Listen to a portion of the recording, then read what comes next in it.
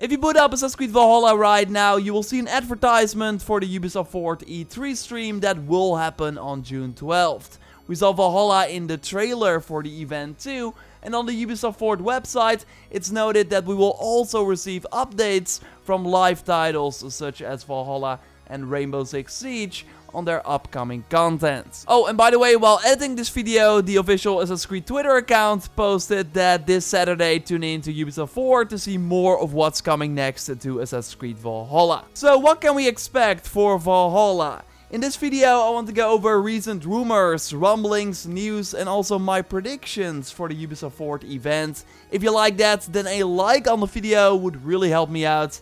And let's go. Valhalla is in a very interesting position right now. The game has been out for 7 months at this point. The time really flies by the way.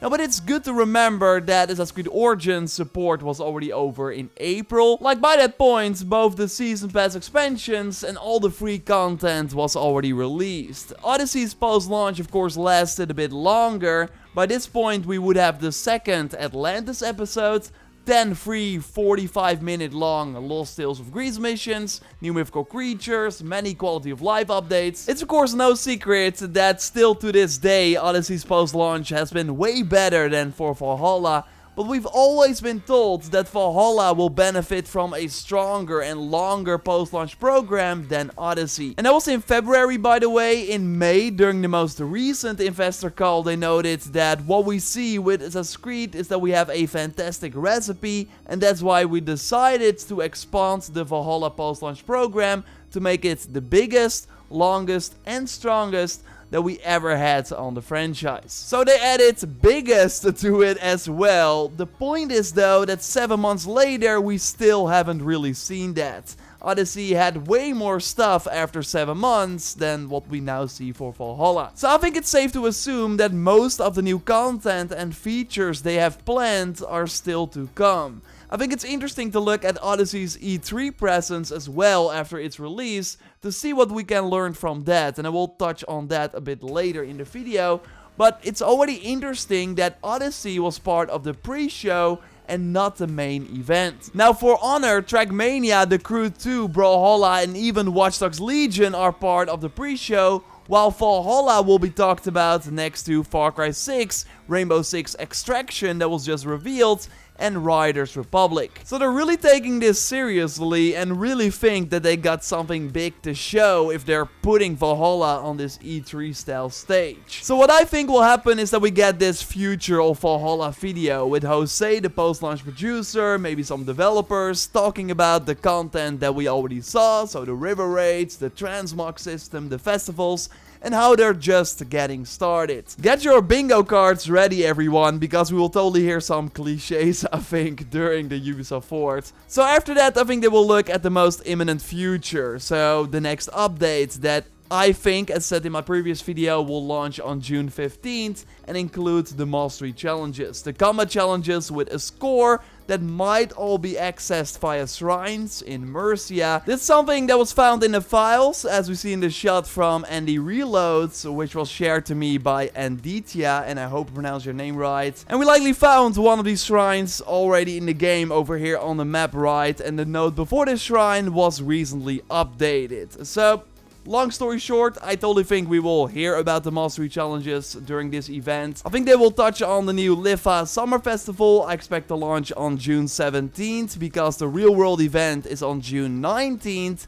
And otherwise it would be way later because of the 5-week patch schedule. They will likely talk about more things that are coming really soon and that we all want. Maybe they will touch on the new river raids as well. And I also think they will reveal the one-handed swords. I would not be surprised if we saw a segment where Jose is like, and we heard you loud and clear, you all wanted one-handed swords, so we're bringing them to the game via X date, or this is when you can expect them. Maybe we see some gameplay of the one-handed swords. I mean, we already kind of know that the one-handed swords will be a tie-in with the Siege of Paris DLC. French YouTuber Jonathan found the Ubisoft Connect challenges for both expansions before launch.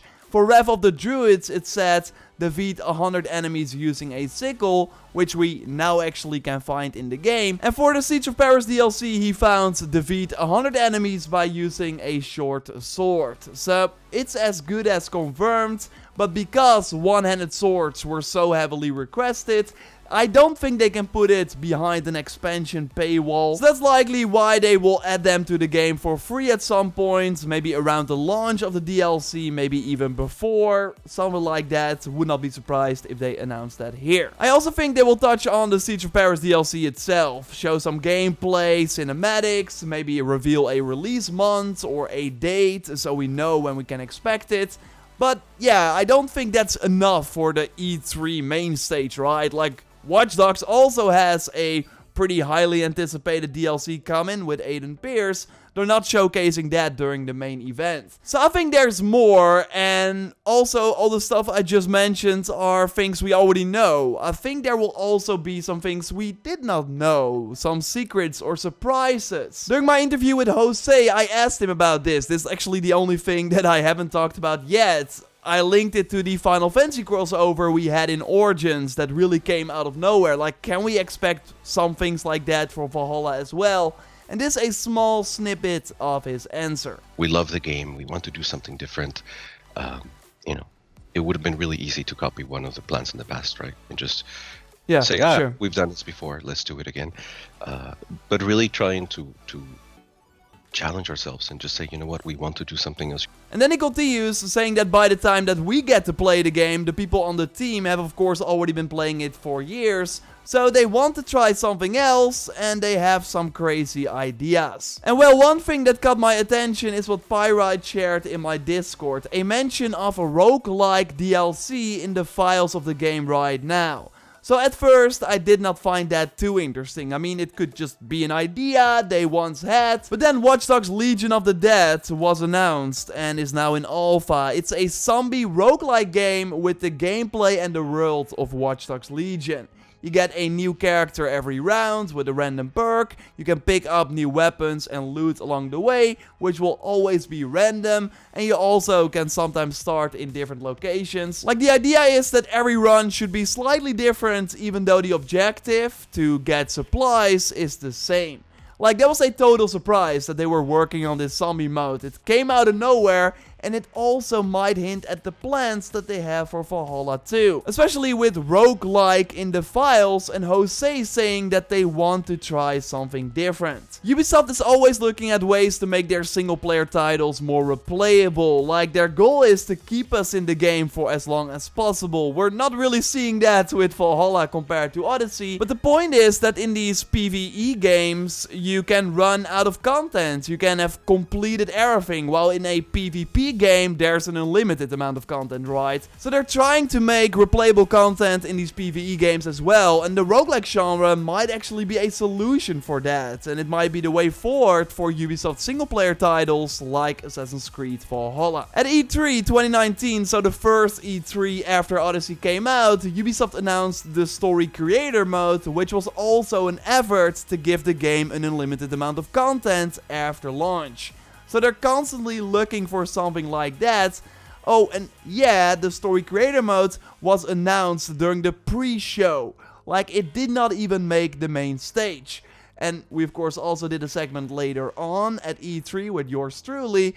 Was a ton of fun to join that. Either way, the point is that Valhalla is now getting prime time. Like, all eyes are on them during the big show. So they might also want to go the extra mile and reveal, or at least tease, the rumored third expansion. Going back to Jonathan again, because he of course revealed that in the files there's a reference to Meteor, a third expansion. And this was added, according to him, in late March or early April. Like, this file name was not in the game at launch. So he notes this in a brand new video where he also points out that there are like files referring to Sof, which could be a potential reference to Ubisoft Sofia. This team of course made Rogue and the Curse of the Varus DLC and are now strangely absent from the post-launch plan for Valhalla, with the Siege of Paris being made by Ubisoft Singapore. Jonathan also found Muspelheim with like DLC before it, implying that this is a region that we might see later. And what is interesting, and also thanks to Jonathan for noting this, a link to his channel will of course be in the video description. He noted that Clausen made this interesting Reddit thread about how real-world locations are linked to the 9 realms in the Norse mythology, with Darby responding below that thread